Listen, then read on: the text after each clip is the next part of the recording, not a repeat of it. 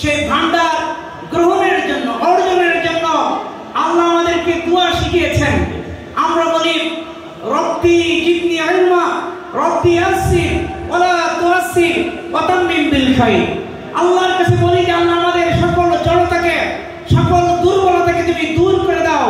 এজন্য আল্লাহ কোরআনে আমাদেরকে শিখালেন, তোমরা বলো রব্বি ইশরাহ লি সাদরি ওয়া ইয়াসসির লি আমরি ওয়াহলুল উকদাতাম মিন লিসানি ইয়াফকাহু কওলি।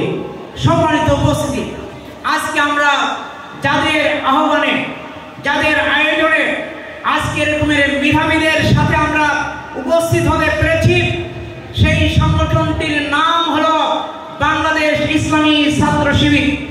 আমারও 1989 সালে আমি এসএসসি পাস করেছিলাম, দাখিল পাস করেছিলাম।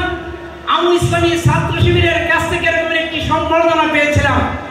সেদিন মাগুরা জেলা, তার মধ্যে আমিও ছিলাম। আলহামদুলিল্লাহ, ইসলামী ছাত্র শিবির আমাদেরকে শিক্ষার উন্নয়নে, চরিত্রে, দেশের কল্যাণে, পিতামাতার সম্মানে অনুগত একজন সন্তান হওয়ার জন্য ইসলামী ছাত্র শিবির চেষ্টা করে যাচ্ছে।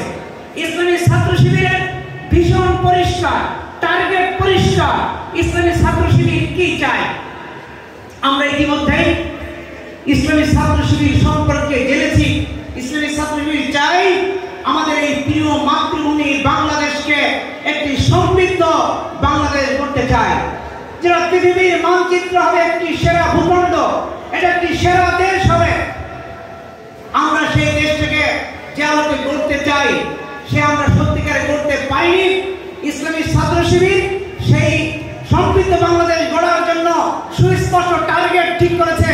এদেশের ছাত্র সমাজকে আমরা সব দক্ষ, যোগ্য, দেশপ্রেমিক হিসেবে আমরা গড়ে তুলতে চাই।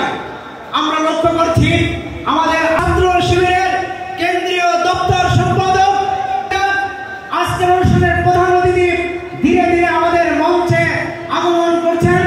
আমরা আজকের এই সমাবেশ থেকে তাকে আমরা শুভেচ্ছা জানাতে চাই। প্রিয় ছাত্র নেতা, আমাদের স্নেহের ছাত্র নেতা জনাব সিফকা আব্দুল্লাহকে আমরা তাকবীর দিয়ে তাকে সম্বর্ধনা জানাতে চাই। নারায়ে তাকবীর। সম্মানিত উপস্থিতি, আলহামদুলিল্লাহ, শুধু ঢাকা থেকে রওনা দিয়ে আমাদের মাঝে আজকের এই প্রোগ্রামের প্রধান আকর্ষণ মেধাবী ছাত্র নেতা আমাদের মাঝে উপস্থিত হয়েছেন, যিনি এই যে আমরা ফ্যাসিস্ট মুক্ত হয়েছি, যে নতুন বাংলাদেশ পেয়েছি, যে দ্বিতীয় স্বাধীনতা পেয়েছি, এই স্বাধীনতা পাওয়ার জন্য যারা চেষ্টা করেছেন, যে সমস্ত ছাত্র নেতারা, তাকে আমি তাকে অভিনন্দন জানাচ্ছি, মোবারকবাদ জানাচ্ছি। প্রিয় উপস্থিতি, আমি যে কথা বলতে চাই, আমরা একটি নতুন বাংলাদেশ পেয়েছি, যাদের ত্যাগ কুরবানির বিনিময়ে, যাদের আমরা বলছি আমরা দ্বিতীয় স্বাধীনতা লাভ করেছি। আমরা এবারের বাংলাদেশ গড়তে চাই।